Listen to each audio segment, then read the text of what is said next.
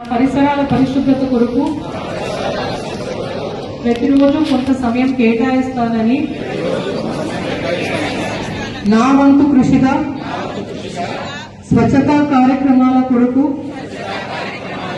శ్రమదానం చేసి పరిశుభ్ర ఆంధ్రప్రదేశ్ సాధించే సంకల్పానికి కట్టుబడి ఉంటానని ఈరోజు పరిశుభ్రత గురించి నేను వేసిన ఈ ముందడుగు ఆంధ్రప్రదేశ్ రాష్ట్రాన్ని శుభ్రపరచడంలో సహాయం చేస్తుందని నమ్ముతూ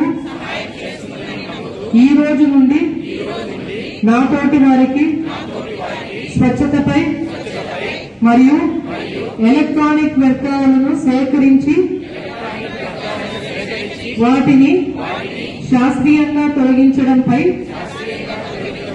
అవగాహన కల్పించడానికి ప్రయత్నిస్తానని మన ఆంధ్రప్రదేశ్ ను స్వచ్ఛ ఆంధ్రప్రదేశ్ గా తీర్చిదిద్దేటట్టు నా వంతు కృషి చేస్తానని ప్రమాణం చేస్తున్నాను.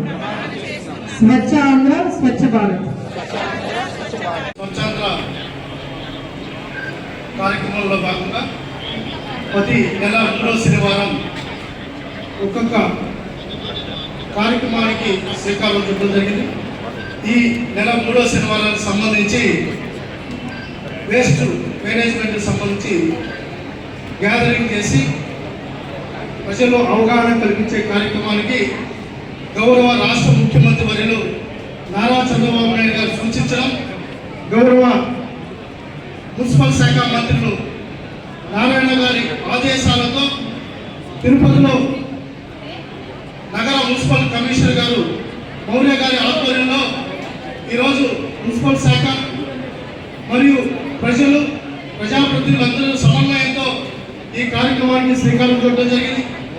వేదిక పైన ఉన్న మున్సిపల్ కమిషనర్ గారికి, నరసింహ యాదవ్ గారికి, డిప్యూటీ కమిషనర్లు, డిప్యూటీ మేయర్లు ఆర్సి మురుగేశ గారు, నారాయణ గారు, అదేవిధంగా మున్సిపల్ కార్పొరేషన్ సంబంధించి urban finance corporation Vijay Kumar గారు, అదేవిధంగా కార్పొరేటర్ గారు అందరికీ, అదేవిధంగా వేదిక ముందర ఉన్న ఉద్యోగస్తులందరికీ హృదయపూర్వక నమస్కారాలు తెలియజేసుకుంటూ మీడియా వారికి కూడా ఈరోజు ఇదొక నిర్మాణాత్మకమైన కార్యక్రమం.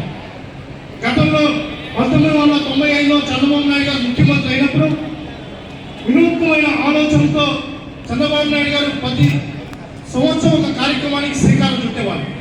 దానిలో భాగంగా ఆ రోజు జన్మభూమి కార్యక్రమానికి కూడా శ్రీకారం చుట్టి దేశానికి ఆదర్శప్రాయమైన పరిపాలన అందించడం, తద్వారా అనేక సమస్యలు పరిష్కారం కావడం, గ్రామాలు పట్టణాలు అభివృద్ధి చెందడం, వార్డుల్లోకి ప్రజాప్రతినిధులు, నాయకులు, అదేవిధంగా ముఖ్యంగా అధికారులు ప్రజల వద్దకే రావడం అనే కార్యక్రమానికి ఆ రోజు శ్రీకారం చుట్టడం జరిగింది.